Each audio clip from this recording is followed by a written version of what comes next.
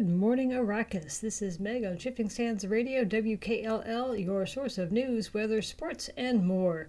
Coming to you from our climate-controlled office overlooking the parade grounds in sunny Arrakis.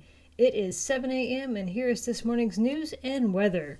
To this morning's news, overnight a cargo ship headed for Harko Village full of building materials and workers for the new project to build New Carthage went down in Haga Basin South. Representatives are insisting that the ship had a malfunction causing the crash. Sardaukar were deployed as a precautionary measure only, and any maneuvers seen after that were part of an extended training exercise. It appears that all of the workers died in the impact, but the supplies were salvaged.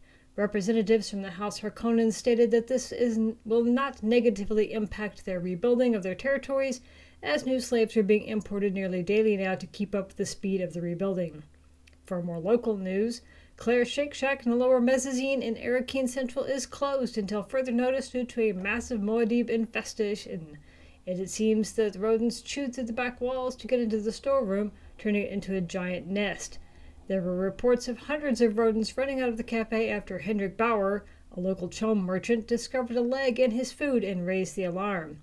The owners of the cafe are nowhere to be found at this time. A word from our sponsor.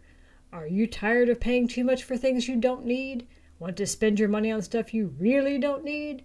Pop into the Chom Exchange. That's right, where you can buy a kayak, a toaster, and a unicorn onesie all on the same aisle.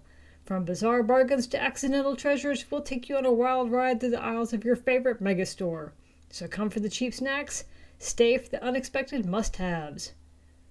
And back with sports. We just witnessed one of the most thrilling, unpredictable, and frankly bizarre Kulon races in the history of Haga Basin. Buckle up because the results are in and they're anything but ordinary. First off, let's break down the results from the starting line to the finish. It was a race that had everything: drama, snacks, and questionable decisions by the Kulons. Here we go. In third place, after a valiant, yet oddly disoriented effort, it's Grumpy Gus. That's right, folks, Gus may not have run a single step in the right direction, but his ability to confuse both himself and his opponents was truly unmatched. At one point, he'd spent 15 minutes arguing with the bush. Some say that the bush won the argument, but Gus was so determined to finish, even if it was just to show that he could. Bravo, Gus. Bravo. Coming in second place, after what only can be described as an attempt to run simultaneously while eating, it's Turbo Tater. Turbo Tater, true to form, decided that the race was merely an elaborate way to get a snack. But let me tell you folks, this Kulon has mastered the art of multitasking. He's the only Kulon I've seen to gallop and snack at the same time. At one point, he was actually chewing on a carrot while crossing the finishing line.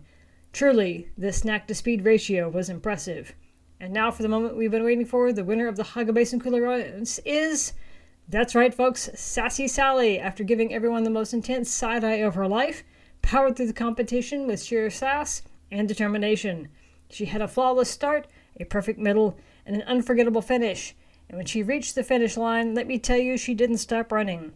Nope, she just kept going straight to the snack table.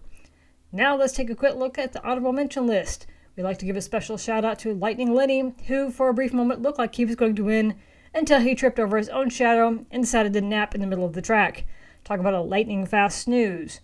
And lastly, let's not forget about Sir Gallops-a-Lot. His performance was, well, galloping, but unfortunately more like a slow trot today. He got so distracted by the other Kulon's ears that he forgot to keep his eyes on the track. He's currently in a deep conversation with Grumpy Gus about how racing is an outdated concept anyway. And don't forget, coming up next, we've got the Kulon Dance-Off, where our winners will be showcasing their moves. Who knew Kulon had rhythm? Stay tuned, folks. There's never a dull movement when Kulons are involved. On to the weather. Another hot day on Arrakis. Midday temps will be deadly out there in the basin, with the heat index climbing to dangerous levels. Within the deep desert, getting even hotter. Stay in the shade, stay hydrated, and stay alive. And that's all for the moment. Let's get the day started with some music.